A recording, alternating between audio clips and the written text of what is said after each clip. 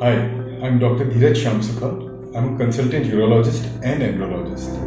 आज हम बात करेंगे किडनी स्टोन्स के बारे में। किडनी स्टोन्स क्यों बनते हैं, इनके क्या लक्षण होते हैं, इनसे कैसे बचा जा सकता है और हम क्या इनका इलाज कर सकते हैं। नॉर्मली जो किडनी स्टोन्स होते हैं वो या तो किडनी में होंगे या फिर अगर पेशाब की नली में होते हैं तो हम उन्हें यूरेट्रिक स्टोन कहते हैं, या पेशाब की थैली में होते हैं तो हमें ब्लैडर स्टोन्स कहते हैं।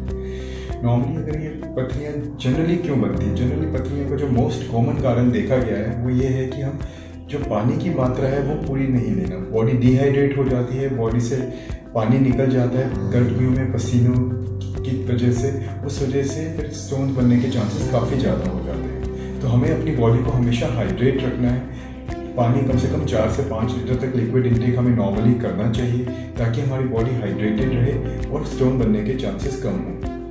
इसके अलावा जब स्टोन्स बन जाते हैं तो डिपेंडिंग अपॉन कि वो कहाँ पे हैं उस हिसाब से उनके लक्षण होते हैं। अगर किडनी स्टोन्स होते हैं तो वो कमर में दर्द की तरफ से आते हैं जो कि आगे की तरफ रेडिएट होते हैं। अगर पेशाब की नली जिसे कि हम यूरेटर कहते हैं उसमें स्टोन होते हैं तो वो भी काफ़ी सीवियर तरह का दर्द कॉज करते हैं जिसे कि हम यूरेट्रिक कॉलिक कहते हैं। अगर पेशाब की थैली में स्टोन होते हैं तो वो पेशाब में जलन या पेशाब करते वक्त दर्द या खून वगैरह की तरह प्रेजेंट कर सकते हैं। जो भी लोग किडनी स्टोन्स या रीनल स्टोन से प्रभावित होते हैं उन लोगों को कई तरह के सिम्टम्स आते हैं, जैसे कि पेशाब बार बार आना, पेशाब में जलन होना, पेशाब रुक जाना, पेशाब में कभी कभार खून आना, बार बार यूटीआई होना। तो इन सब चीज़ों से अगर आप परेशान होते हैं तो आपको अपने यूरोलॉजिस्ट को कंसल्ट करना चाहिए और उन्हें दिखाना चाहिए। वो एक यूरोलॉजिस्ट आपकी सारी प्रॉब्लम को समझ के आपको प्रॉपर टेस्ट गाइड करेगा और प्रॉपर ट्रीटमेंट गाइड करेंगे, जैसे रूटीन ब्लड और यूरिन टेस्ट किए जाएंगे, अल्ट्रासाउंड किया जाएगा।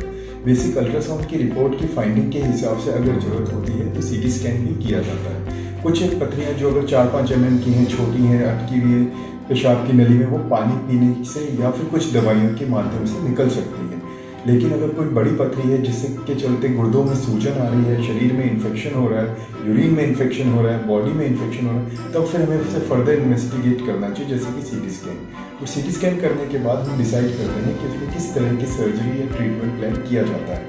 अगर तो पेशाब की नली में पथरी होती है तो उसके लिए एक सिंपल सी दूरबीन पेशाब के रास्ते ही आपकी पेशाब की नली में चली जाती है और उस प्रोसीजर के थ्रू हम आपकी पथरी को रिमूव कर देते हैं। यही अगर आपकी पथरी किडनी में है तब भी हम एक फ्लेक्सिबल स्कोप के थ्रू आपकी किडनी तक पहुंच सकते हैं और वहाँ पर पड़ी हुई पथरी को लेज़र द्वारा तोड़ के निकाला जा सकता है। लेकिन अगर आपकी पथरी काफ़ी बड़ी है, मान लीजिए 1.5-2 सेंटीमीटर से बड़ी पथरी और किडनी में है, तो फिर उस कंडीशन में हमें एक बहुत ही माइन्यूट सा पेन जितना होल करके दूरबीन द्वारा आपकी किडनी से वो पथरी निकाली जाती है। हर एक प्रोसीजर के बाद एक स्टेंट डाला जाता है जिससे कि आप 1 महीने बाद निकाल सकते हैं। और ये जनरली प्रोसीजर 1-2 घंटे के ही होते हैं और उसके बाद पेशेंट जो है नेक्स्ट डे या तक डिस्चार्ज भी हो जाता है। तो हमेशा स्टेंट इन प्रोसीजर्स में डाला जाता है जो कि स्टेंट को 1 महीने बाद बॉडी से निकलवाना रहता है। Thank you.